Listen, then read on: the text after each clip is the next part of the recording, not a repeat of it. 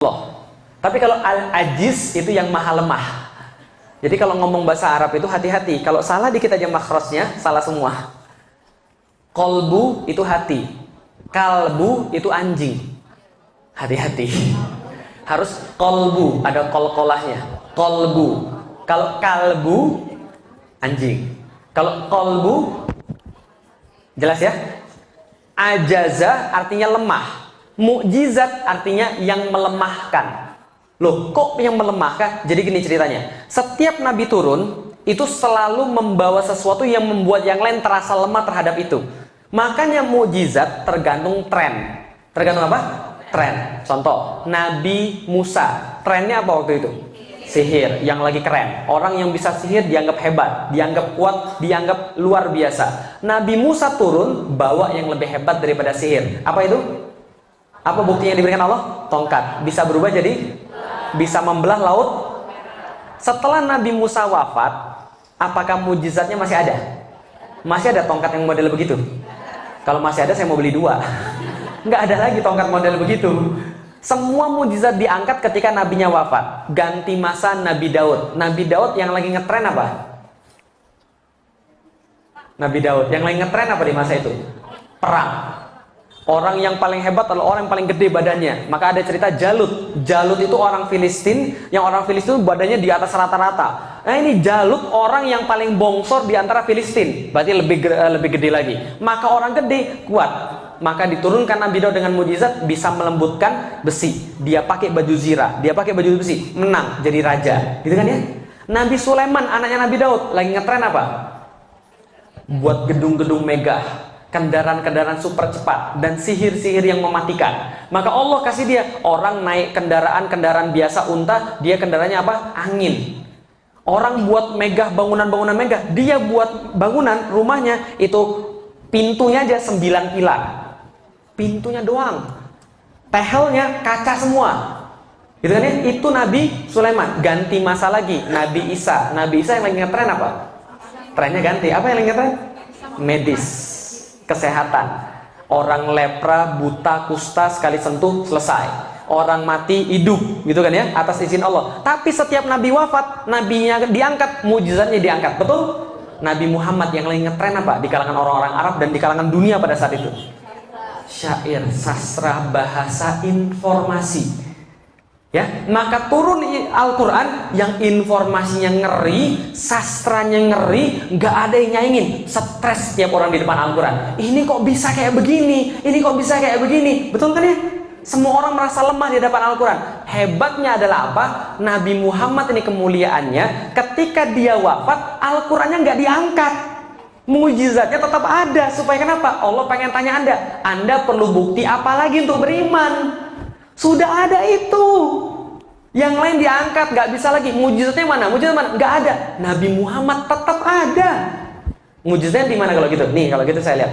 Bahasa sastra itu beda dengan bahasa biasa. Betul? Saya seorang penulis. Dikit banyak saya tahu sastra. Contoh, ini bahasa biasa. Bapak dan ibu pergi ke pasar. Paham? Bahasa sastranya nggak begitu.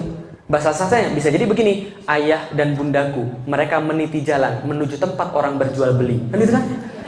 Lebih susah dipahami yang mana? Yang pertama atau yang kedua? Dalam sastra itu selalu berlaku satu hal yang sangat-sangat sederhana. Kalau Anda mau pilihan katanya indah, Anda keluar daripada makna yang sebenarnya.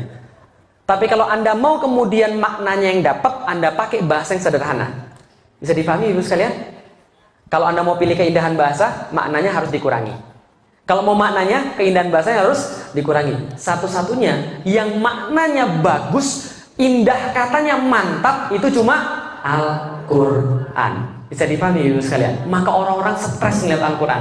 Kok bisa begini? Contoh, nih salah satu contoh. Kenapa dikatakan bahwa tidak ada yang bisa mendatangkan yang semacam dengan Al-Quran? Nih contoh. Suatu masa ketika Rasul masih ada yang bilang bahwa dia juga Nabi. Ada yang mengklaim Nabi juga. Namanya Musailamah. Musailamah dia digelari Al-Kadzab. Al-Kadzab artinya sang penipu. Nah, kenapa dia digelari sang penipu? Karena dia bilang bahwa dia adalah Nabi. Musailamah ini juga kemudian mengaku Nabi. Suatu waktu turun surat Al-Asr. Ada yang hafal surat Al-Asr? Ya semua hafal. Wal asri. Innal insana lafi husrin illal ladzina amanu wa amilus solihati wattawassaw bil haqq wattawassaw bis sabr. Ini surat pendek atau panjang? Tapi belakangan ketika kemudian ulama-ulama melihat surat ini, apa yang beliau katakan? Ulama-ulama katakan, seandainya Al-Quran tidak diturunkan ke atas muka bumi ini, maka satu surat ini sudah jauh lebih cukup. Karena maknanya yang indah. Tidak selesai dikaji sampai detik ini. Kalaupun Al-Quran tidak turun semuanya, maka semua itu sudah terwakili dalam surat Al-Asr itu. Ngeri ya? Sependek itu maknanya sedemikian besar. Nah, ketika turun surat tadi, Amr bin As yang waktu itu belum masuk Islam, orang ini pinter banget. Amr bin As ini pinter banget orangnya, belum masuk Islam, dia jalan-jalan ketemu Musailamah Al-Kadzdzab. Ketika ketemu Musailamah, Amr bin As bilang, tahu nggak, semalam itu baru ada wahyu yang turun kepada Nabi Muhammad. Keren banget. Apa kerennya? Nih, coba dengar. Wal asri innal insana lafi husri illal ladzina amanu wa amilus solihati wa tawassaw bil haqq wa tawassaw bis sabr. Musailamah dengar lalu bilang, semalam juga saya turun wahyu. Apa wahyunya? Sama, dia bilang. Apa wahyunya? Dia bacakan satu syair yang dia karang. Wal wabr innaka uzunani wasodr sa'iruka hafrun nakar. Sama nggak? R semua. Wal asri R innal insana lafi husrin R ilal ladzina amanu wa amilus solihati wa tawassaw bil haqq wa tawassaw bis sabr R. Rimanya pas, temponya pas, belakangnya R semua, maknanya nggak selesai dikaji sampai sekarang. Tapi Musailamah belakangnya R semua. Tahu artinya? Wal wabr, demi kelinci. Innaka uzunani wasodar, pada dirimu terdapat dua telinga yang panjang dan dada yang membusung. Sa'iruka hafrun nakar, di sekelilingmu terdapat galian tanah. Ketika dengar itu, Amr bin As tertawa terbahak-bahak kemudian bilang, Musailamah cukup. Lah kenapa? Nanti orang-orang menertawakanmu. Lalu dia bilang sama Khalid bin Walid, yuk kita ke tempat Muhammad, kita masuk Islam. Gara-gara dengan surat Wal Asri. Surat Toha 1-20 itu membuat Tufail bin Amr ad-Dausi yang hafal 200 ribuan syair bertekuk lutut, nangis, lalu berkata, saya nggak pernah dengar yang kayak begini. Lalu kemudian dia masuk Islam. Bisa dipahami sekali? Kita aja mungkin yang nggak ngerti bahasa Arab, ini mana bagusnya? Bisa dipahami sekalian? Makanya belajar. Tapi kadang-kadang itulah, ini mujizat yang masih tertinggal satu-satunya di dunia, tapi malas kita baca. Ustaz, saya tuh bukan malas baca Ustaz, saya tuh nggak sempet Ustaz. Itu lebih sombong lagi ibu sekalian. Lah kenapa? Coba lihat, Rasul sudah dijamin masuk surga, ya, dijamin masuk surga. Istrinya banyak, perangnya banyak, urusannya jangan tanya, sholatnya lebih banyak. Tapi itu pun baca Qurannya nggak habis-habis. Kita nggak ada yang jamin masuk surga. Anak cuma paling berapa, gitu kan ya? Perang enggak. Ibadah jarang, nggak baca Quran, terus mau apa lagi? Paham ibu sekalian? Padahal itu petunjuknya, bisa dipahami ibu sekalian? Oke, dari situ saya tahu apa tujuan hidup manusia. Wa ma khalaqtul jinna wal insa illa liya'budun. Tahu dari mana? Al-Quran. Kenapa percaya dengan Al-Quran? Karena tidak ada yang bisa mendatangkan yang semacamnya. Bukti, ilmu dapat 100%, mau dibakar pun rela. Lah kenapa? Karena ini adalah buktinya. Bisa dipahami ibu sekalian, mau mati pun rela karena sudah dapat buktinya. Akan kemana setelah mati?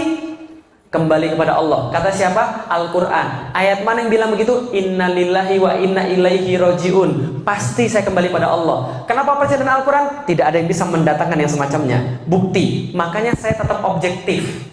3 minggu setelah saya masuk Islam, bapak saya bilang, saya bilang sama bapak saya, Felix masuk Islam. Bapak saya bilang, kamu gila kamu ya? Enggak. Kenapa kamu masuk Islam? Karena ini agama yang paling benar. Kamu itu gila. Nih, papi ajak pergi gereja, kita diskusi dengan pastor-pastor. Saya bilang, gak usah repot, gini aja. Seluruh pastor ajak ke rumah, seluruh suster ajak ke rumah. Mereka bawa Alkitab, saya bawa Al-Quran.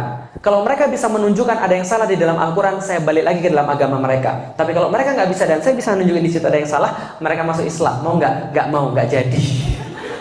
Nuh, bukan kita yang sombong. Kita nggak boleh sombong, tapi Allah boleh nggak sombong?